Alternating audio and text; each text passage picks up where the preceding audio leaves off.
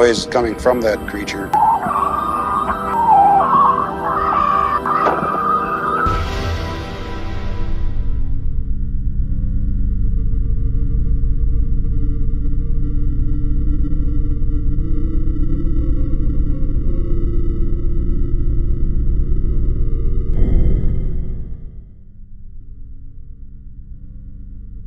Welcome everyone to the ninth episode of the Bizarre Based broadcast.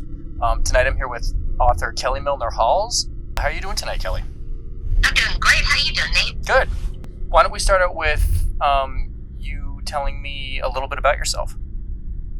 Well, I am a children's writer, although I do freelance for adult publications as well. I studied journalism in college, thought I was going to be an investigative reporter. Found out I didn't have a mean spirit enough to be an investigative reporter. So I decided to write for kids. And the other reason I wrote for kids is that they like weird stuff as much as I do. And it has been a match made in heaven for me, and I hope it's been great for kids too. Right. Oh, that's awesome. Because I definitely read, when I was younger, definitely read the books that you authored. And that's love that you did. I love that you're a Tales of the Cryptid alumni. Yes. Nope, I would religiously check that book out from my school library when I was younger. See, if only I'd known, I would have sent you a free copy. Man, that would have been great. Back in the day. Yeah. Well, I appreciate you having me, and I appreciate you loving that book, because that book is a big piece of my heart. Rick Spears, too, who you've already talked to. Yeah, Rick was great. But no, that book was actually a big part of what got me even more interested into cryptozoology, because it introduced me to a bunch of ones that I hadn't even heard of before. Because in the back there's a nice little sort of catalog of a bunch of different cryptids. Yeah, the Cryptid Dictionary. Right. That part is probably the most popular part of the book. Is right. The Cryptid Dictionary. And that's why we did the new book, Cryptid Creatures, the way we did, because Rick and I had always wanted to expand the Cryptid Dictionary. And so that's basically what the new book that just came out in 2019 is Cryptid Dictionary on mega doses. Right. No, definitely, because there's new ones, too, that weren't in the Tales of the Cryptids. Definitely, and a lot more information. Because I noticed that, the kids like you, the kids that were really into it, right. They wanted more. Mm-hmm. And it took us this long to find a publisher who would let us give them more. So that's why you're all grown up. Right. When was Tales of the Cryptids first published? It came out in 2006. Okay, and then Tales of the Cryptids just came out this past. Yeah, 2019, so it took us, 13 years? Right. It was worth it. No, absolutely. I enjoy it. I still find myself going back to it. The reason that I love that book, and all of my books, is I think a lot of nonfiction for kids insults the kids that are reading it. Oh, yeah? And every time I try to write a book, my goal is to ask the questions that I think the kids would ask, and to treat it respectfully, no matter what the topic is, because just because some adults don't believe in cryptozoology, don't think it's even got any reason to study it, doesn't mean the kids don't, and right. They want to feel respected. And so, I started out writing Tales of the Cryptids thinking I was going to prove they were all fake. Really? Wow. And as I did the research, it just blew my mind. Now, when I was a kid, I loved documentaries on Bigfoot and Loch Ness Monster and all those things. I loved them just like every other kid, but I grew up with people telling me it wasn't real. Right. So it was a real eye-opener when I realized that there were some serious scientists that were really looking into some of the cryptids. Mm-hmm. And even the ones that we're not sure of are still fascinating where the stories came from. So I love the topic. So how did you sort of go about writing each chapter? It was sort of like brainstorming which ones that you were going to include and how you were going to write each chapter and stuff. Rick and I had already done a couple of books together. Oh, right. Dinosaur books. Because I'm a dinosaur freak just like he is. He's right. He's a little better dinosaur freak than I am, I must confess. Oh, yeah. He built life-size dinosaurs, but... Right.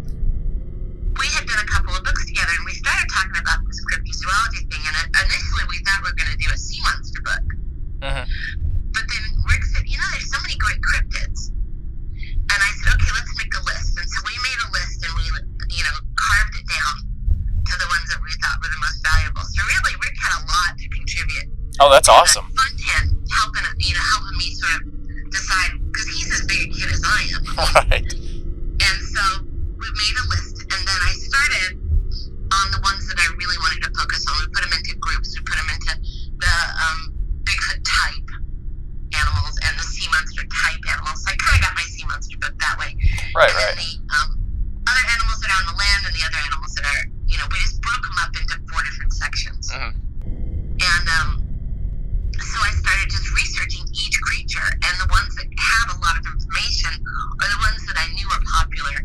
Those are the ones we gave the most attention for the content in the core pages, but we didn't want to leave out the others, and so that's why we came up with the Cryptid Dictionary, because we wanted the kids to have more. And so that's how we did it. And Rick was so great, let me bounce stuff off of him. So it was just probably my favorite book to create.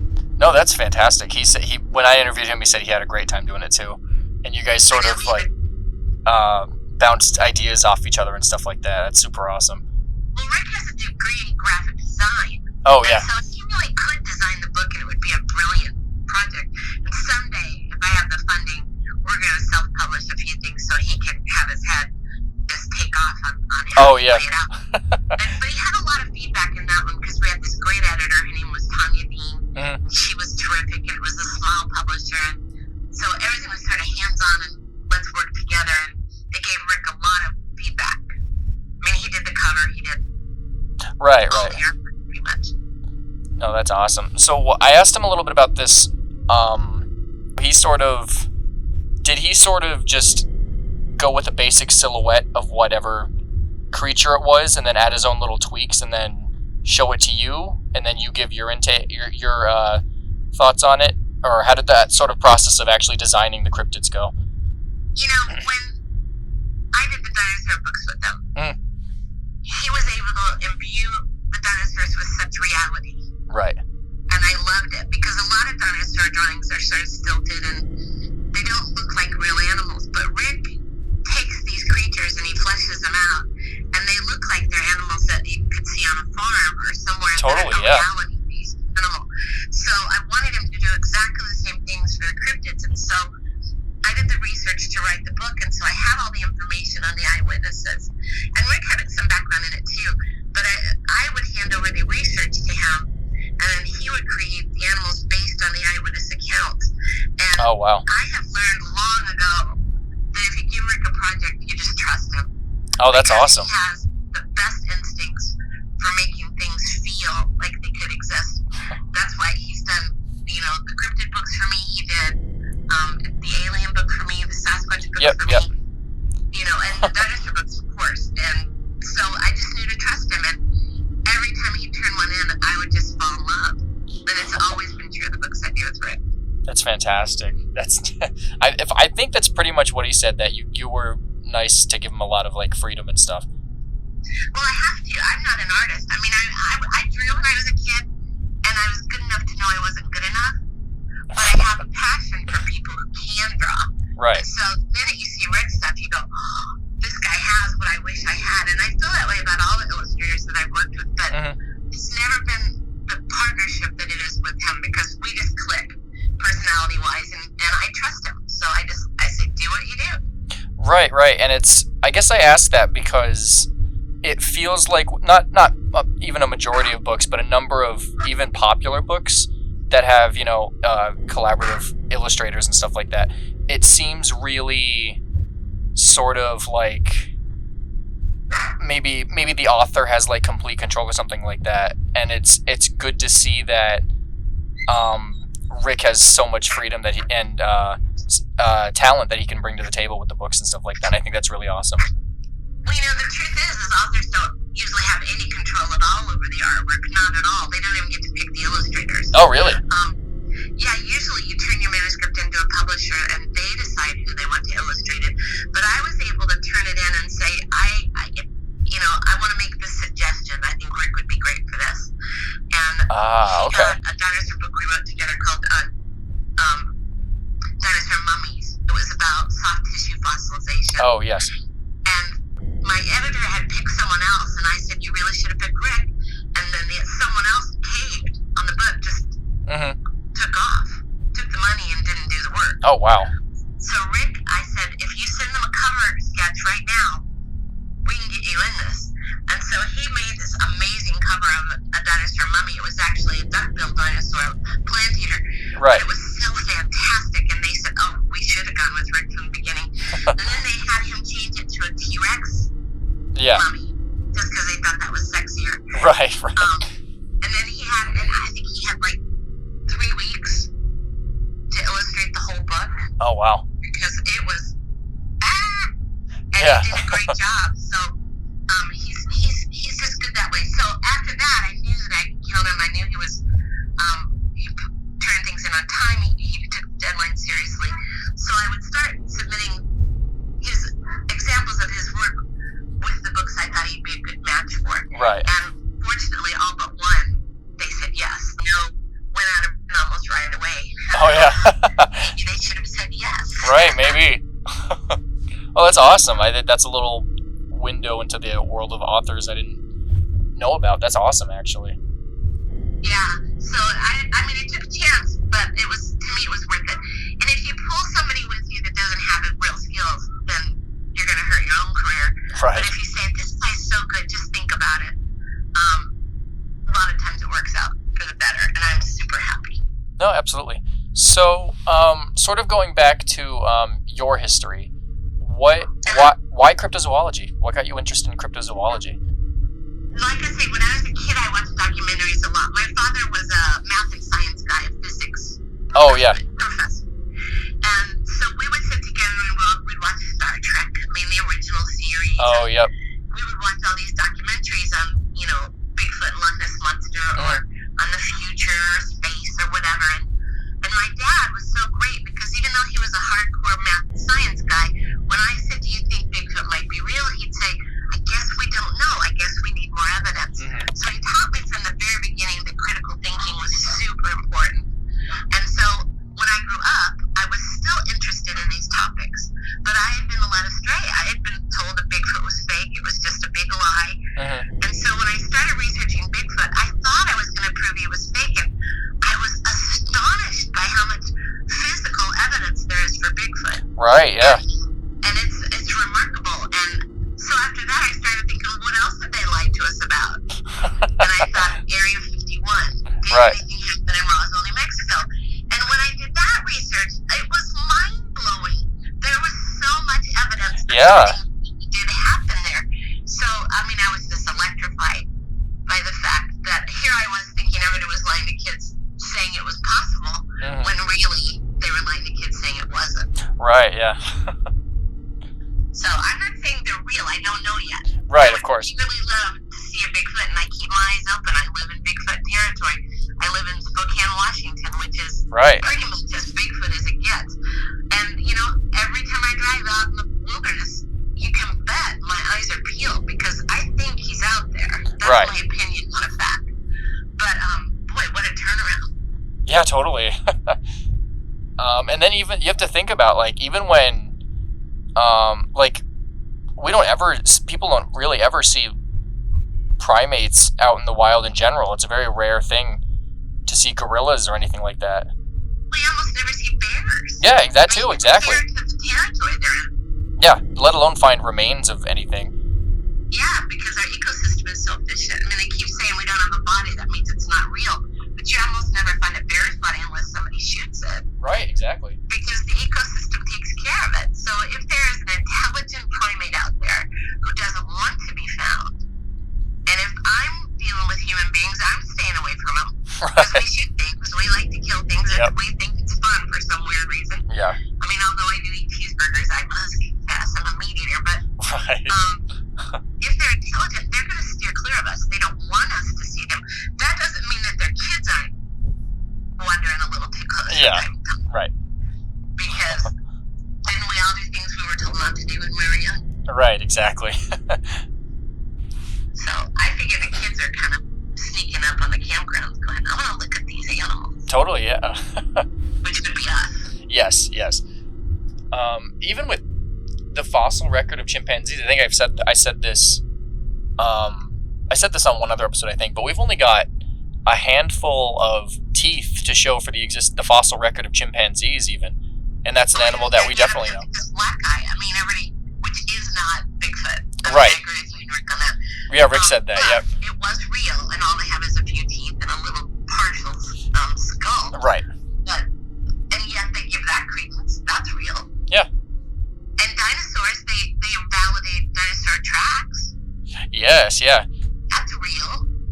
So why are Bigfoot tracks real? Well, they are, thanks to Jeffrey Meldrum and a guy named Martin Lockley, because Martin Lockley was the dinosaur king of footprints. So Jeffrey Meldrum went to him and said, Oh, wow. I'm getting you to peer review my paper. Will you guys do it in paleontology? And they said, absolutely. And that's what got him a scientific peer-reviewed paper to actually suggest that Bigfoot might be a real creature. I thought that was a brilliant alternative because right, yeah. I love dinosaurs. It made me very happy. Totally, yeah. So clearly you've got an interest in Bigfoot. You're in Bigfoot country and everything. Are there any other particular cryptid, or actually, what is it about Bigfoot that interests you? Before I ask my other question. Well, the fact that he's probably intelligent. Right. That he's either a primate proper in the ape family, we're in the ape family too, by the way, or he's a hominid. Right. Prehistoric man, which would be so cool. And would also explain why he's so intelligent. Right, and right. able to adapt. The fact that there is physical evidence. I wish there was more physical evidence. Yes. And eventually there will be.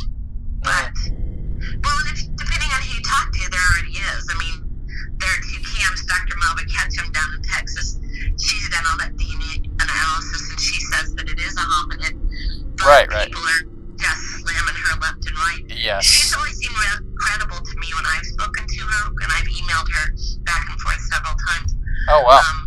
I hope she'll be in the next book if and when I get to write another Bigfoot book, but I'm thinking there's more evidence than people realize. Right, yes.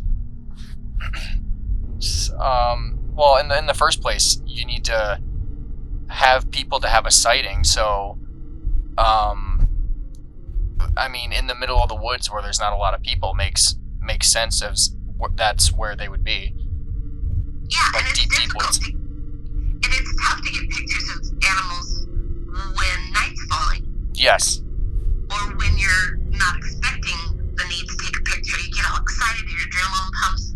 I mean, I have a heck of a time making my cell phone take a good picture anyway. And I'm Right. not stupid. So if I took a Bigfoot picture, it would be blurry. It would not be nice. I mean, I wish we'd get a great one. And someday the right photographer will be there with the right equipment. Right. Well, But no, go on, sorry. no, that's fine. Oh no, I was just gonna say my family has a cabin we're in Maine, and we knew there's a black bear because we saw tracks around. And the first and only time we've seen it so far in the decade we've owned that place was last summer. All the way down the dirt road, we saw its head poking out, and I only saw it because I happened to turn around. I just happened to turn around and I saw it, and it was staring at us, and I called my dad over, and he came over, and the second my dad came over, it bolted across the yard, and we haven't seen it since. Yeah, and because it didn't want to be found. It Right. knows that we're not a trustworthy species. But, see, it's entirely possible that that's true of Bigfoots. And when you've studied as long as I have, I've talked to so many people, so many eyewitnesses, and so many people. There are people here in Washington that say that they have colonies that they have a relationship with, but they won't tell anybody where they are because they don't want people to bother them.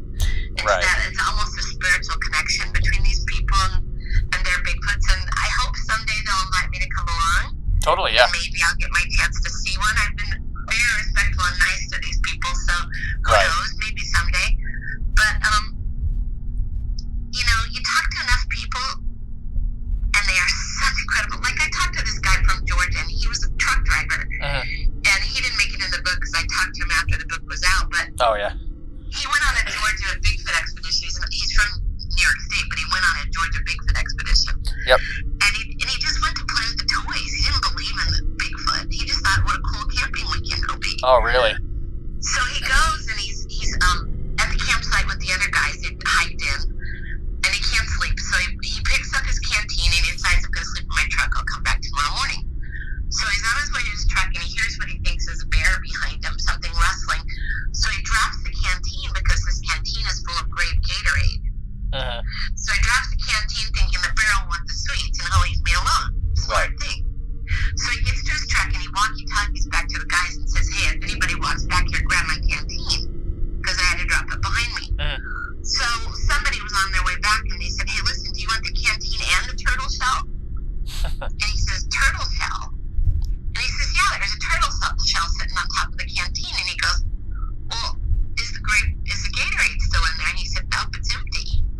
Huh. So something had guzzled that Gatorade. Right. So he says, well, that's weird, but he kind of blows it off. And then the next night, same thing happens. He can't sleep. He decides to walk back. But this time he's got the night vision goggles on. Right. Because who doesn't want to play with toys? Totally, yeah. So he's walking back to his truck with the night vision goggles, and he's not really paying attention to what's really going on around him. He's just zoning out on this cool vision. Right. And then all of a sudden he turns, and there he is face to face with a Bigfoot. Oh, wow. And he said to me, and what grown truck driver would say this to a lady rider? I wet my pants. Because I was so afraid. This thing was huge. And he says, I didn't know how I was going to get away. So all of a sudden, that Bigfoot puffs up, you're all big and fierce, and then he kind of tries to puff up big. And they stare at each other for what he felt like was forever. It was probably 10, 12 seconds. Yeah. And then the Bigfoot took off running, assessed it, figured he was faster. Yeah. And then this guy's thinking, I never thought, he said, I never in a million years thought that I would actually see one, but I'll never be able to deny that it's real now. Now that's a witness who wasn't trying to find Bigfoot. Right. He was just camping and having a fun time, and suddenly this descended on him, and he says, I'm not even sure how I feel about it, if I'm happy or sad. He says, my whole world is shaken up a little. Totally, yeah. But that's a witness that you know, he's kind of an incredible witness. Yeah, no, I would say so. Yeah.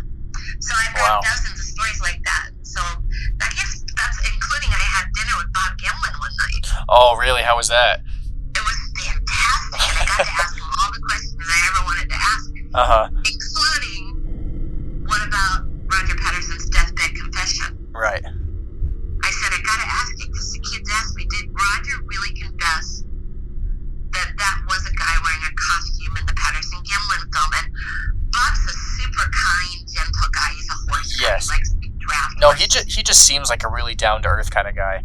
He's just so nice. Yeah. He's so healthy for his age, but he's got this deep, deep voice. Right.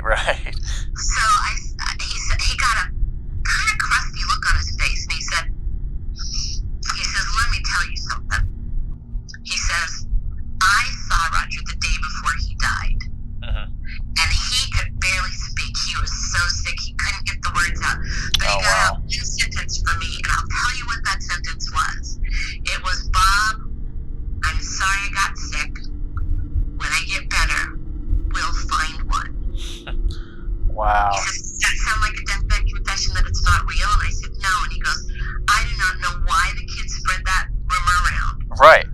But I can tell you, Roger didn't say that.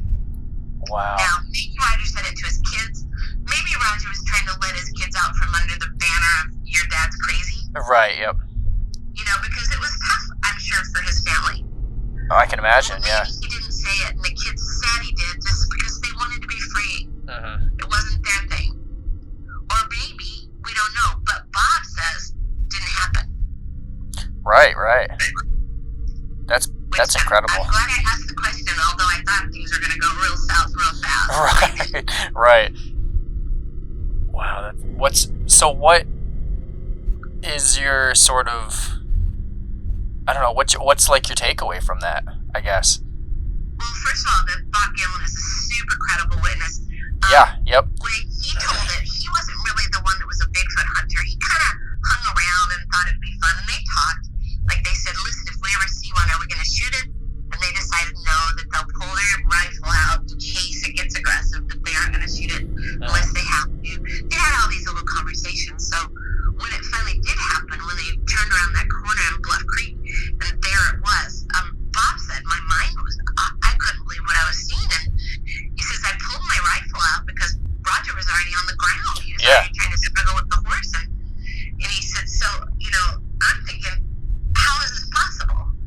And then after it had gone into the woods again, Patty had gone into the woods, and Roger's kind of following after it a little bit.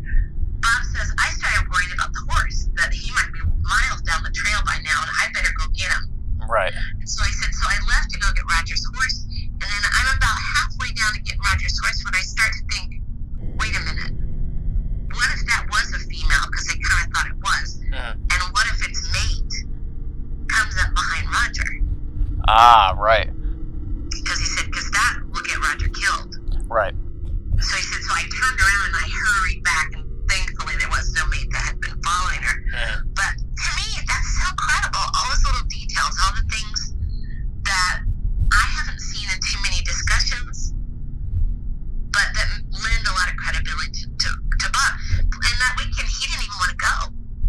Right, yeah. Come on, you've got the trailer. Come on, let's take the horses. It'll be our last chance for, before the weather turns really bad. Yeah.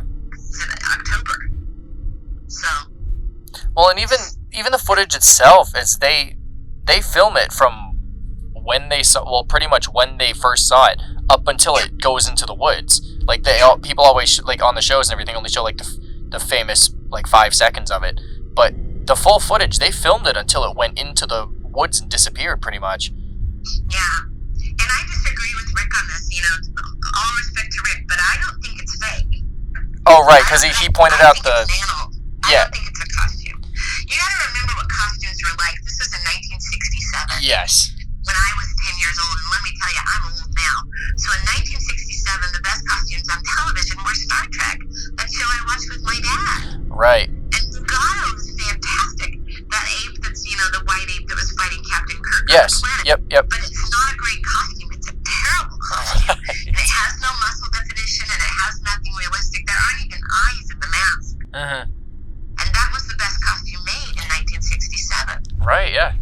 So how did somebody manage to make a costume so superior without the fabrics or the technology or any of that material? Plus, I interviewed Mum, the guy that he did the analysis on the Patterson Gimlin film. I'm not remembering his film. That's his Oh name. yes. I interviewed him, and he did all of the analysis on the film. He was the guy that did the costuming and the special effects for Planet of the Apes. Yes. Yep. The originals. And that was the best of the best costumes at the time, too. Right. And he said that stuff that they used, if that's a costume, it didn't exist in 1967. It simply wasn't possible. Plus the gait and all the things that were, the muscles. You can see her muscles bulging in the thighs and in her calves. And, right. So much definition. I just can't deny that if it's a costume, it's a really great costume. Oh, yeah. No, sorry, go on. No.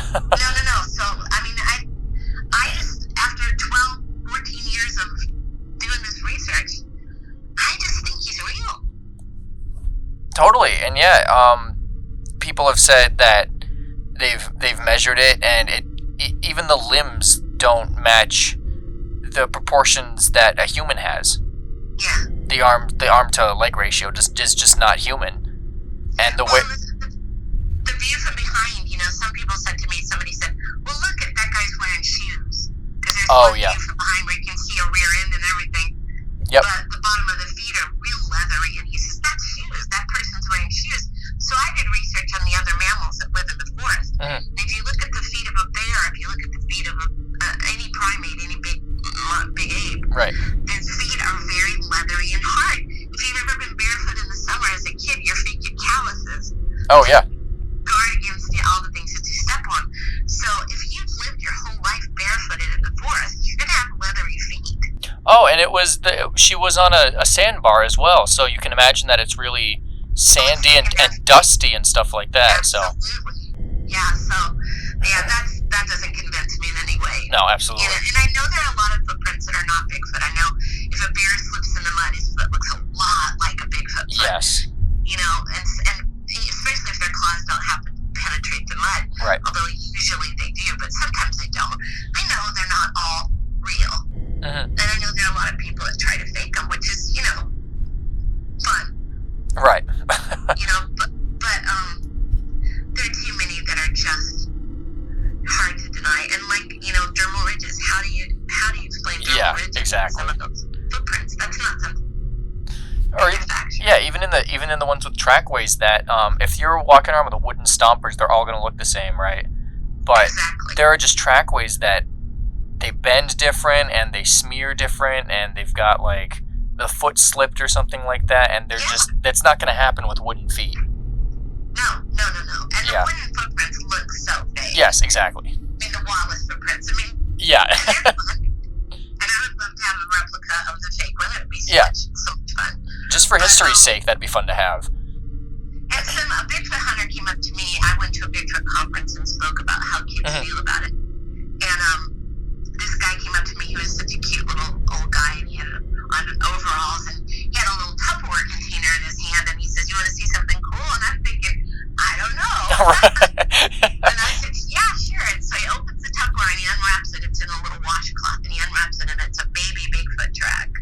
Oh, wow. And it was the cutest thing I've ever seen. And I said to him, this is so adorable, but couldn't that be a kid's footprint? And he Right. said it could, except, let me tell you something.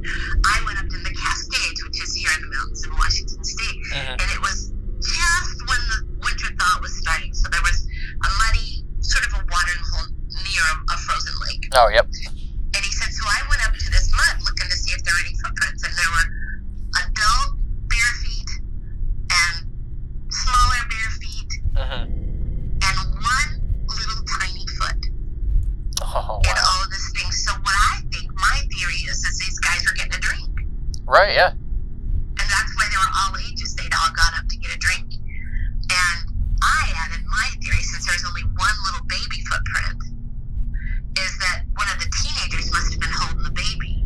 Ah, right, okay. And the baby wriggled and got one foot down, but they were able to gather him back up again before he could put another foot down. Now, when I first looked at it, I thought, no, that's not real, it's fake. And there are a lot of Bigfoot hunters that have seen it and say it's fake. Yep. But if you think about the setting and everything that was around that, start to wonder, well, maybe it's not fake. I don't know. I just put it in the maybe pile. But there would be footprints for the babies, too, unless they're pretty strict and don't let them wander off. Right. Which would be, you have to be strict with a toddler. Yeah, I've heard theories that the only reason, or not the only reason, but a big part of why with the single sightings is that there's a clan of them or something, or like the babies are nearby, and one of them will go out into the open to draw attention away so that the younger ones can get away. Yeah, or maybe they're scouts like wolves do. Right, totally, yeah. So, and maybe part of their security system. Totally, yeah. No, it's all possible. Especially if they've eluded us this long. They have to be they have to be on par with human intelligence in that aspect. Yeah, at least dangerously close. Right. Yeah. And if Dr. Ketchum is right and they're hominid, that would explain it. No, absolutely. So sort of going back to writing and stuff like that. What is it about children and cryptozoology that sort of I guess sort of interests you? Like why not write for adults, or why children's books? Well, adults have gotten so jaded. Okay. Right. I mean, life is hard, and it would be easy for me to get jaded too. I mean, I've had my history and all my bad things that have happened to me too. Right. But, I would rather get excited about the new things that you can learn. Totally, yeah. And when you write for kids automatically, they want to know. They're little sponges. They want to know. Right. And I'm like that too. I mean, I pay a mortgage, and I'm a grown-up, and I'm old.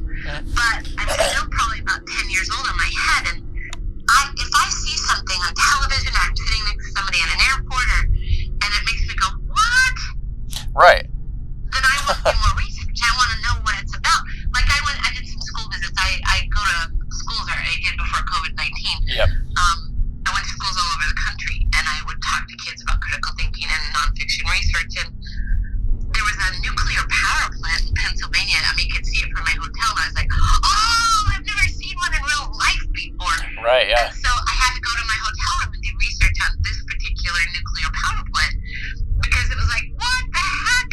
So anything that makes me say, how, what, Yeah. why, is, just fuel. Right. For me wanting to find out. Well, not every adult has that same driving curiosity. It's not a normal thing to have. So, but it is normal with kids. Right, yeah. So I've been able to explore a whole lot of things. There are 2 books that I haven't been able to sell yet, but I haven't given up on yet. True Stories About Poop is Right. one. Right. Because, poop is incredibly interesting. Totally. Who knew? Yeah, absolutely. It's really educational. I will sell it. I'm just going to have to fight hard for that book. And True Stories About Death. I want to write about death rituals all over the world. That's interesting. Because I'll read something and I go, what? Like in Tibet, where they couldn't bury the bodies, and so they give them to the vultures. Yes. And that's disgusting Yeah, absolutely. You know, or unless you're cremated, in which case you're going to burn in an oven, which is also Yeah. scary. So why not feed the birds? I kind of love that idea. Totally, it's like going back to nature. Absolutely, you're doing something productive. Yeah. You know, and I love animals. I love nature. I love being outside. So to me, that's a noble way for your body to be used. You're not using it anymore. What you're going to You know, exactly. Yeah. So, but all these things are things that, especially women, and I don't mean to be sexist here at all. No, absolutely. There's no real difference. But when you hang out, let's say you go to a party, you know how the guys go in one room and the girls go in the other room. And Yes. the women talk about what they talk about. Right. Well, I want to be in the boys' room because the boys talk about fun stuff and the girls talk about shoes. Right. And I have nothing against shoes, and if it makes you happy, live that life. Right, totally. But my life is about, oh my gosh, did you know this? Did you hear this? And it's just, kids are more receptive to that curiosity, to that, let's figure out how this works. No, totally, yeah. And I know, so I know Lauren Coleman personally, actually, which is amazing. I think that's... Well, you're in Maine. I know him too. Totally, yeah. Yeah, you interviewed him.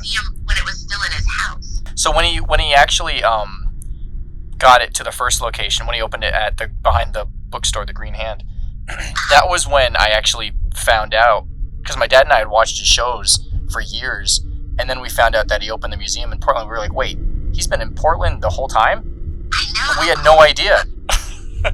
But he's a good guy. He's a really good guy. Oh, he's great. He's such a great guy.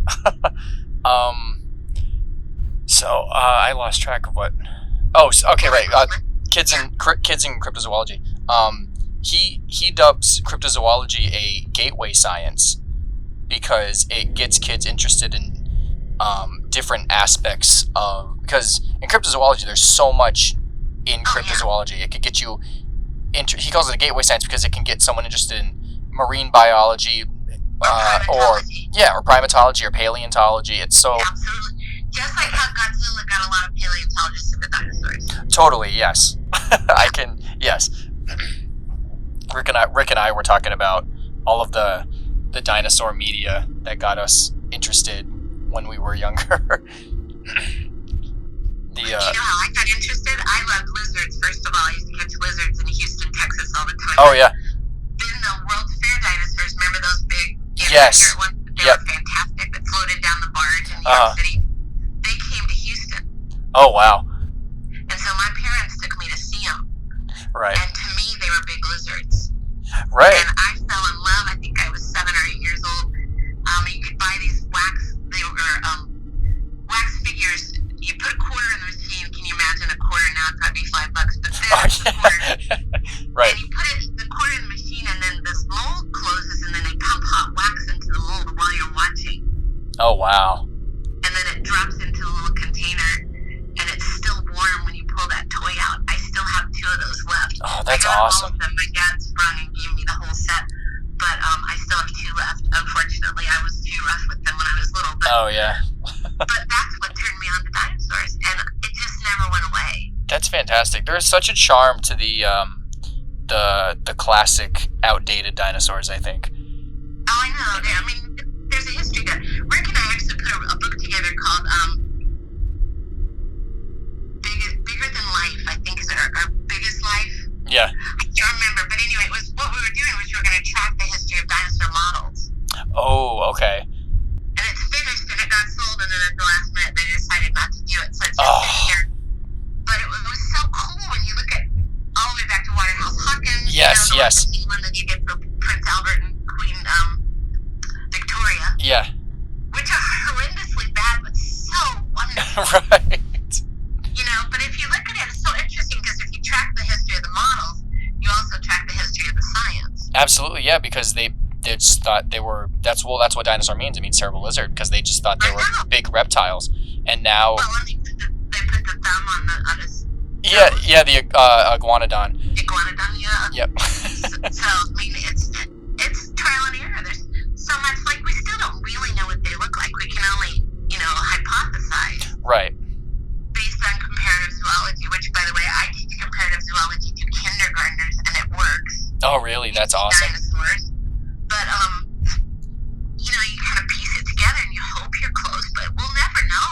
yeah. Unless we can bring them back, which they're talking about they might be able to do. Yeah, no, that's interesting. And even with mammoths and stuff like that. But You've got mammoth. What did I call it when I was in a school? Because I couldn't say mammoth sperm. oh yeah, I can't say that in school. I said boy stuff. You got puzzle books. What's that? Never Right. mind. Let's get off this topic. But they have active sperm from a frozen mammoth. right. So all you have to do is figure out how they can genetically alter it so a modern elephant can carry it. Right, and I mean they've been saying for like the past like decade that they're close. Yeah, but Jack Horner and all his team, they've been genetically manipulating chicken eggs. Right, yeah, I've been following that too. I know the fact that they could extend the tails. Yeah. They can put teeth in their mouths. I mean, there's a sleeping gene that actually puts teeth in their Yeah. mouths. Just little raptors. It's so incredible, yeah. I know, so that's another thing I'd like to write for kids is that. That'd be great. I would pick one up. Absolutely. I totally. And see, that's the thing. When I wrote for newspapers and I freelanced before I started, I still freelance for adult stuff sometimes. Right. But when you write for a magazine or a newspaper, you essentially write for the same age group that I write for, the 9 to 12-year-old. Uh-huh. The only difference is if I put a word in there, I might have to define it in the text, and you'll find that in Tales of the Cryptids. Right. You know, that if I introduce a term that's new and I know kids won't know, I'll say, I don't know, whatever. Right. Footprint analysis. Right, okay. Analysis meaning further study. Yep. You know, because they might not know what the word analysis is. So that's the only difference between writing for adults and writing for kids. So I think a lot of my books are actually read by adults. Mm-hmm. I mean, they'll pick it up for their kid and then they like reading it together and it's Right. something fun.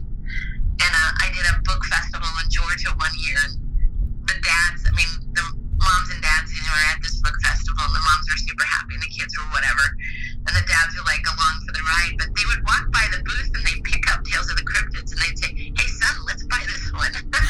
Like, yes. Yeah, that's awesome. Score one for our book. Right. But I love those things. I love the things that make you go, what? Yeah, no, definitely. That's my life. I tell kids I get paid for being weird. That's such a great profession. It's a good hook, right? Yeah, totally. No, because I read for fun. I love reading, absolutely. I feel like, I don't know, this may be selfish, but I feel like a lot of people in my generation, I'm in my I'm 21. I feel like a lot of people my age don't read a lot anymore. Part of that is because a lot of people don't write the books they want to read. Right. But I learn new words almost every time I read. I'm like, oh, okay, what does that mean? Look that up. Okay. Yeah, unfortunately now we have the internet, which makes it a whole lot easier to look up words. Yes. Yeah, no, I have a dictionary app just to look up new words that I find when I'm reading. But it's kind of awesome, you discover all these new tools for communication. My words are kind of amazing. No, absolutely. It's such an phonetics in general is just such an interesting idea because it's just sounds that are like strung together to make something that everyone across the world can understand in different ways. It's so incredible. Well, I had to write for a project that I worked on. I had to write a thing about Marceau, the mime. Oh yes. He was a hero. He rescued kids during World War II. He snuck them out of France when it was occupied by the Nazis. And so I was looking around at all this stuff with him and miming and all that stuff. And, yeah. And I found a scientific paper that talked about mime was the first means of communication before we had written or verbal language. That it was literally mime. And I thought, that's probably exactly true. Wow, yeah. And when you think of it that way, mime doesn't look anywhere near as stupid right. when they're making a wall and all that stuff. Yeah. It's interesting, and it is an art form. And I did see Marceau perform before he died, but oh wow, that tells you how old I am. I mean, you could be my child, but actually, you're too young to be my child. My kids are 30 and 37. Oh wow. But not that far from you. Right. Yeah. And but where's the fun in getting stodgy? Yeah. And reading helps you not get stodgy. That's the whole thing. Absolutely. Reading expands your mind. It makes you think. It makes you wonder. Yes. No, I And love what's reading. life if you don't wonder? I mean, it feels like it's over. Totally, yeah. No, I absolutely agree with that. Yep. It's, yeah, sorry, I blanked. No, that's okay. I blanked out. I wrote a book about ghosts. And I wasn't going to do it. Kids had been asking me for 7 years to write a book about ghosts. And you can't prove a ghost is real. You can't prove it's not real. It's Right. an impossible topic. Yeah. But this kid came to me, and he was about 8 years old, and he said, "Can I talk to you?" And we had been talking about Bigfoot, so I thought he was going to ask me about that. And he said, "There's a ghost that comes to my window, and her face is all melting. It scares me. What should I do about it?" Wow. And I said, "Wow, same thing you did." Right. And I said, "Well, let's think about this." I said, "When I was your age, and this is true, I had night terrors, and I thought things were real that weren't real." Well, he rolled his eyes at me and said, "No, it's real. It's not a nightmare." And I said, "Okay, let's drop that. That's not what it is." I said, "If it was me, and this girl was coming to my window, I'd talk to her." And he says, "Well, what would you say?" And I said, "Well, I'd tell her that I'm sorry that she died, but it's not my fault her face is melty, and she's scaring me, so can you please stop?" Right. He says, "Okay, but what if she doesn't stop?" And I said, "Well, you're just going to have to get used to her." And he rolls his eyes again, because that's another typical adult thing to say. Right. And I said, no, think about it. Let's say a zombie comes to your window tonight. Are you going to be scared? He said, "Yes." And I said, "What about if he comes tomorrow night? Are you still going to be scared?" "Yes, so scared." I said, "Me too." "What about the third night? Are you still scared?" He goes, "Yeah." And I said, "But is there a little part of you that's wondering what's with this zombie?" Right, yeah. And he goes, "Maybe." And I said, "Hey, fourth night, fifth night, sixth night, seventh night, 10th night, 20th night. By the 20th night, aren't you just thinking, dumb zombie, don't you have anything better to do?" And he says, "Yeah, I guess I would." And I said, "You gotta skip to the 20th night. Right. Eventually, you're gonna get to the point where she's just a girl with a weird face. Oh, well. So if she won't work with you, if you talk to her, then you're just gonna have to say, same old silly ghost, who cares?" Right. And he said, "Okay, I can do that." And I thought, these kids are watching, based on a true story, ghost movies. And the true part is I think I saw ghosts. The rest is purely speculative. Yes, right. And they're thinking that's true. So I thought I will do for ghosts what I did for cryptozoology. So it took a long time. It took me 4 years. But for 4 years, I went to haunted places all over the country. Oh, wow. I went with the paranormal teams in the local community because that's the only way I could write a book about ghosts, is to see what happened to me. Right. And I came away thinking ghosts are probably real, but they're not dangerous. They're just kind of remarkable. Right, And right. I'm not afraid, and it made me feel way more cool about dying. And I mean, the whole thing was kind of a cool experience, but it was a tough thing to write for kids because, you don't want to say it is real, you don't want to say it's not real, all kinds of religious traditions around ghosts. Yes. So all I could do is say, this is what happened when I did this. Take it or leave it. Okay, I yeah. was able to give them some tools so they didn't have to lay in their beds terrified. When their parents said, "That's dumb, go to bed." Right. Because that's what my parents said. Yeah. They were probably right. It probably wasn't them. Right. But that doesn't help you when you're a kid that's scared. Right. Yep. So where did you go for the ghost book? So many places. When I did school visits at night, I would go to the haunted place in the community. Right. So, like, I went to this place in Liberty, Missouri, which is near Kansas City. And the reason I went there is I did a school visit in the daytime, and they said, "Oh, you gotta talk to our coach. He had a ghost story." And so he came and he talked to me. He said, "I handyman out at the winery. It used to be an Odd Fellows community. And what Odd Fellows was is a service group, but they helped people that were poor or people that were orphan children. They were a service group that helped the down and out. So they had a hospital and an orphanage and a farm and all kinds of things on this huge property. And when the Odd Fellows fell away, different people bought the acreage, and finally this winery bought it. They're going to refurbish it and make it a wedding place." Okay. So he's a handyman out there, and he says, "I'm a handyman, and my kid came home from college, and he wanted a job for the summer, so I got him a job, cleaning windows." And so he showed up one morning, first guy there, had the key, lets himself in, starts cleaning all the windows, can't find his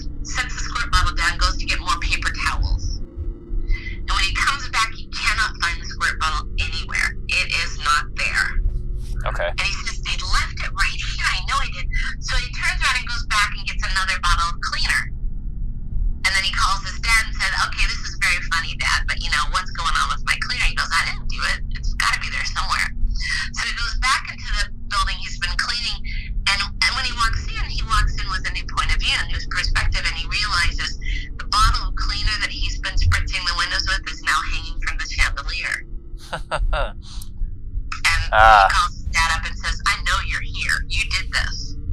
And his dad said, I haven't even left the house yet. You're the opening guy. I'm coming later. Well, nobody was there. Nobody did it. Right. So who did it? That's those so are the interesting. kind of stories that I got. I went to a haunted house in San Diego, California. They said 30 ghosts live there. Mm-hmm. And all night long, I'm thinking, this is not real. They said, oh, did you feel that cold? It's a ghost. Well, I had noticed there's a skylight in the ceiling Right. behind we walked into a room, and there's a skylight as you walk into the room, and they close the door behind me, but there's a gap in the door on the bottom. Okay. And we're all sitting on the floor, and I feel the cold coming first from under the door, and they say, oh, did you feel that cold? That's the spirit. And I said, no, it's not. It's a skylight. I didn't say it out loud. I said it to myself. Right. So I'm thinking, most of this I can explain away. But then they were doing EVPs, electronic voice phenomena. Yep. And most of the night, I'm not hearing what they're hearing. They're saying, oh, the ghost said this, and I'm hearing static. So I'm thinking, EVPs are nonsense. Check that off the list. But then we go down to where the little kid ghosts are, 3 little kids in the kitchen. And when I die, I'm going to be in the kitchen, too, because I like cookies. Right. So we go down in the kitchen, and they had us read a picture book. It was Elmo's Circus. And we read the picture book, and then the paranormal woman said, does you see the pretty pictures? And she plays that EVP, and I'm expecting more static. But a little kid's voice says, I've seen him. Oh, wow. And my mind was absolutely blown. Well, I checked the tape recorder. I wrote down all the serial numbers, everything else, and I bought the same one when I got home. And I took it to my TV station. I said, can you layer sounds on this tape recorder? Right. So she recorded that kid's thing first and just played it for us.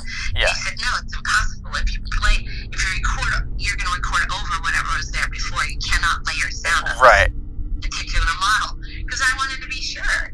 No, I was just thinking that, like, as you said that, I was like, could you do that? But Yeah, that's what I wondered. right. So that's pretty convincing evidence, isn't it? That's incredible, yeah. So, I mean, there's more not convincing than there was convincing. But when you got something that was the nugget like that, it was like, holy cow. It's like Rick and I went digging dinosaurs in Montana once. I was covering it for highlights for children. And I said, come on, Rick, you can go and you can be the illustrator. So we drove up to Montana, a little town called Ekalaka. And it was a lot of nothing. You're digging and digging and digging and digging. Yep. And where nothing is coming up, and we're tired, but it's fun and it's hot, and you're having a good time. Right. And Rick finds a triceratops tooth. Oh, wow. And it was like, I'll dig for 1 million more hours now. Yeah. Because that little nugget Right, was yeah. enough to keep you going. And I find that's true in so many things in life, that if you have that little nugget, whether it's in a relationship with someone or whether it's, dinosaurs or Right. ghosts, then it keeps you looking, it keeps you digging harder. So they didn't let him keep it, though. I wish they had. Oh, man. Oh, that would have been so cool. I know. I might have had to slip it into my pocket if I was him, but he didn't. He's an honest boy. Right. So what is that? What was that dig? Like, is it just like? The dig was University of Wisconsin, and they had gone to Ekalaka. They had gotten permission from the landowners. It's a cattle ranch, but they were grazing their cattle on federal property. Oh, okay. The feds lease it out to the ranches. So that's why we couldn't take anything home, because technically it belonged to the United States. Okay. If it had all been on their private land, then we might have been able to, pilfer a few things. But if it's on federal land, it belongs to everybody, so you can't keep anything. Yeah. So we went up there to cover it. They had found a T-Rex, what they thought was a T-Rex skull. Oh, wow. So we went up and we helped dig, and that was part of the thing for Highlights for Children. And I wrote the article for Highlights on this T-Rex and how they hauled it down on a hood of a car, a big truck hood. Yep. Because they didn't have the money for a helicopter to lift it out, and it was really a super fun experience. Yeah. To go out and really dig. That sounds awesome. It was fun. It was amazing. And what year was that? What year was that? That was 97 or 98. Oh, okay. Around there. Okay. No, I was just. That's when you were a wee thing. I wasn't. I was born the last day of 1998. So there you go. So you weren't even born Right. yet. I told you I was old. Now you believe me. No, that's what. Well, like I said, me and Rick were talking about what got us into dinosaurs, and my parents bought me Walking with Dinosaurs when it came out, because I think at that point I was like 1 or 2 when that came out. That was the British one, if you've seen it or heard of it. Yes. But that sort of actually from there, so that got me interested in nature and animals and everything like that.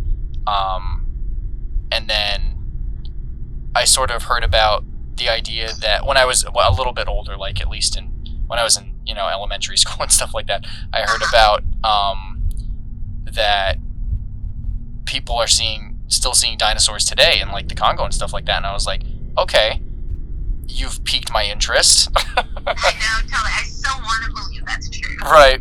I think Rick said the exact same thing. I mean, I'm leaning towards thinking it's not true, but boy, would it be great. Yeah, it's like, especially with the sauropod dinosaurs, even though it's such a big area. I know. Yeah, it's because we found elephants. We haven't really found anything bigger than elephants, though. Not yet. Not yet, exactly. Well, our megafauna days are probably behind us. Other than that, and unfortunately, we lose another. Yeah. All of our animals. I know. Huge extinction event right now. Who knows what's going to happen next? But I know. I've been like blasting that across Facebook. Every article I see about it, because it's such an important thing to be aware of. man, I'm afraid it might be too late. But I hope not. Yeah. We have zoos, and as long as we have zoos, there's potential for reintroduction. So. Right. I was just gonna say, like, it seems each year we're rediscovering species, definitely, almost on like a monthly basis, which is amazing. Yeah. And then it seems like I feel like that sliver of hope gives me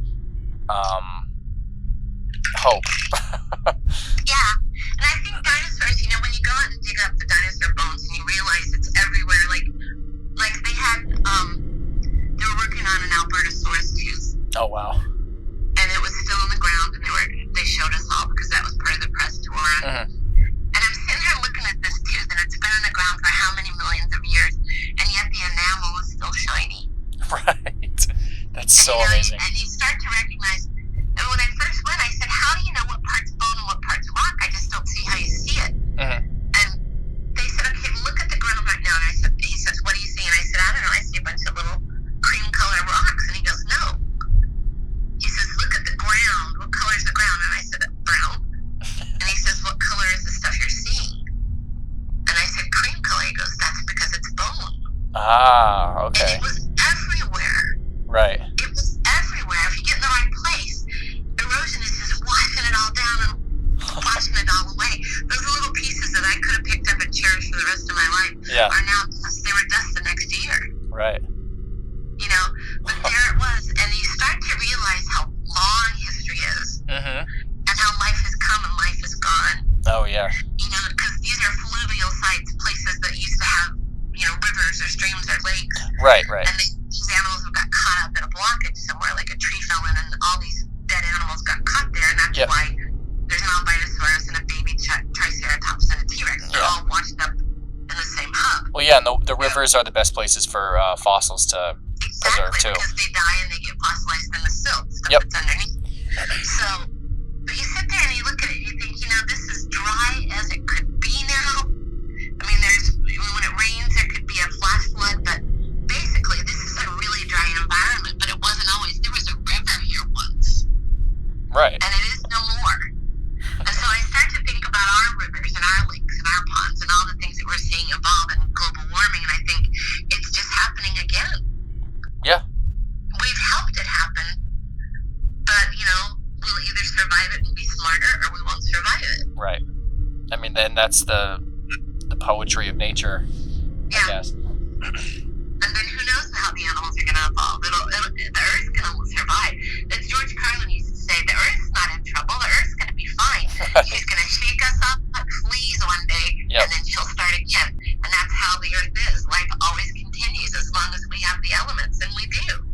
absolutely. But I'm not sure we're a good steward species. Yeah, right.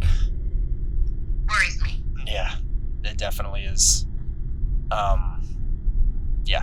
But don't you think part of the reason you're aware and you care is because of that dinosaur connection, your idea, your realization that life has been for so long and hopefully will go on in the future, but it's changed and evolved? I mean, the fact that dinosaurs live so successfully, but they're absolutely gone now. Right. It's just astonishing to me. Yeah, no, absolutely. It's... And even then, it's like... They flourished for so long, and then it's just... They were gone in essentially a blink of an eye.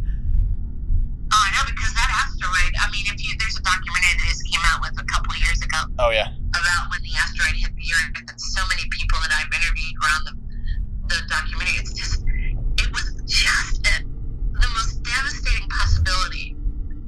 Everything, the whole planet was on fire. Right. And yet, the little mammals survived, and the lizards, and the bees, and mosquitoes, and cockroaches, and horseshoe crabs, and sharks. So many things were able to weather that unbelievable storm and continue on. So I have faith that the world will continue. Totally, yeah. And like you said, who knows what'll evolve after maybe us. You'll survive. Right.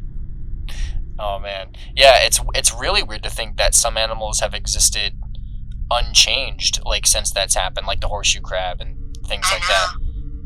Well, the sharks aren't even that changed. Totally, yeah. Yeah, and they're a little smaller, but they're pretty much the same. Right. Bees, mosquitoes, wasps, spiders, frogs, lizards. Rick and I were going to do a book. We still haven't gotten a contract for it yet. It was going to be called At the Feet of Giants. Oh, yeah. It was about all the animals that live today that lived then, too. Because how fun would those illustrations be? A little mammal drinking out of a T-Rex footprint, or yeah, totally. A bee flying by a triceratops head. It would just be so cool. And I'll say that's an excellent idea because it's different, even just from like it's a different perspective. Because But it connects the kids with the past. Yeah, exactly. Yeah. No, I like that. I always liked, even as a kid, I liked seeing different perspectives of things like that. Like, okay, yeah, like most dinosaurs were gigantic and stuff like that, and that's what everyone likes to focus on. But there's also like these really small, like elegant creatures. Yeah, sparrow-sized dinosaurs, which is so cool. Yeah, absolutely. Yeah, who wouldn't want to have one of those? Totally. I want one of those. I want a chicken coop full of those. Yeah, and they just found, or I don't know, just found it might have been a couple years ago, but they found the part of the dinosaur tail in amber that's completely feathered. Just fantastic. I sure hope the new Jurassic World movie decides to catch up to the feathers. Yeah, in the third one they had feathers on the raptors on the heads, but I think they did away with that in Jurassic World. I know, what a shame. I'm hoping. Yeah. But, maybe they're afraid I'll make them look too cute. Yeah. Yeah, but even then, you think of like a lot of birds of prey and stuff like that, they still look pretty, like, terrifying. Yeah, but even, that's the strange thing. Birds of prey, they hunt to eat. Right. They don't hunt to be vicious. Yes, exactly. I mean, they imbue the raptors with human negativity. Yes. Whereas, I'm sure they'd eat, but they're not just going to kill left and right. Right. Just for fun. Well, and even in real life, velociraptors were only a fraction of the size and not... Oh, yeah, they're just little German Shepherd size. Yeah, exactly. Utah raptor was that size, though. Yes, and Deinonychus, I think, was a little bigger. And then we have the Dakota raptor that's being faded. Yep. He's 10 to 12 feet tall if he's real. Right, and lived alongside T-Rex. I know. So. Now, see, I know the guy that found him. Oh, really? That's awesome. And he's a hotshot, but he's smart. Mm-hmm. And I hope he's right. Right. That's awesome. All right. One of my last... I am down to my last few questions. Okay. But is there something that... Well, I guess you can decide whether you want to answer this one or not. Is there something that you haven't written about before or published that you'd like to? The baby, because you guys talked about this a little, the baby cryptids and cryptid creatures. Oh, yep. I want to do, and Rick's aware of this, a cryptid baby alphabet book. Oh, that'd be great. And it will happen. It will? It will happen. I just have to be sure I can find all 26 letters. Right. But I think that I found them. Okay. And then, but it's going to be so perfect. So when you decide to become a young father, right, in 10 years, give yourself some time. Right. Or if you're already a young father, yay, good for you. I'm not, but thank you. Yeah, but you never know. I've got 2 cats, so. Oh yes, you're a father in waiting. Right. Kitties are just, I love my kitties and my dogs. So, yep. This will be the way you can introduce cryptozoology to your kids. Oh, perfect. Because it's going to be nothing but sweet. Okay. And I love Rick it. does sweet pretty well. You saw those babies in the book. Yes, yep. Oh, I love those. That was I told him I thought the babies were such a good touch. Oh, I know. We just decided we wanted an adult, a baby, and a skeletal feature. Yes. They don't all have skeletons. I mean, like the squid, Yep, is a yep. baby. Right. But that's what our goal was. And I just love the babies. That was because Rick drew a baby Alti, Ultima Oh, yep, yeah, we talked about that. He drew a baby. I can't even remember what it was for. Maybe he was planning a possible exhibit at his museum, but I fell in love with the baby. I just said, oh my gosh, that baby is so cute. And I've had him send me the same drawing over and over again because I put it in my office. I just love it. Oh, yeah. Scattered. Yeah, I think he said... That's when I said, we have to put the babies in. Right. Yeah. And he talked about someday making the figure of the baby Alti. Oh, really? Oh, I want it so bad. Yeah, he said, I think originally the picture of the mother and the baby Alti was the original concept for the big model that he made. For the Darien one? Yeah. But Isn't that fantastic? Yeah, I love that. That's amazing. I like that he made her sort of more akin to a sea lion. Yeah. Well, he said that was consistent because he always, if they were reptilian, they wouldn't be coming up and like exhaling and stuff like that. So he thought and a big number of the sightings were of that. So he thought it was a more mammalian creature. Well, and if you overlay, say, the Loch Ness Monster or any of them with a pinniped skull, it looks really perfect. Yes. So I love that, and plus, how cute is that? That's got that mammal. Yeah, totally. Mammal cute going on, and I love that little mammal cute. All right. Well, this was fantastic. I'm so glad we could finally find time. I'm delighted that you had time for me. So do you have any plugs or anything that you'd like to places people can follow or anything like that? My website is www.wondersofweird.com. Wondersofweird.com. But if you search Kelly and Weird, you usually come up to me first. If it's not my kind of PG weird, it's not me. Right. Okay. Because you know how weird can get to almost anything, but yeah, that's especially on the internet. Lots of stuff there, lots of information, lots of books.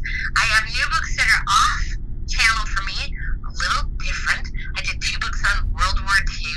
Oh, cool. Which was weird, and I just finished one on the Titanic.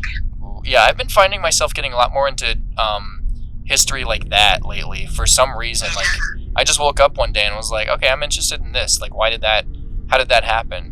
And then it's a rabbit hole. Into your brain, and there it is. Totally. But I will be back on track. I still want to do the sea monster book. I still think In Search of Sea Monsters would be a good follow-up for In Search of Sasquatch. Absolutely. And I am not done with mysterious creatures. Ooh, okay. And that site would be a good place to follow stuff like that? Okay, cool. To see anything and everything that I do, including the little kids saying, I seen them. I've got the MP3 on there. Oh, wow. All right, well, thank you so much, Kelly. Thanks for having me. I appreciate it. Thank you, I appreciate it. Have a great night. Take care. Bye.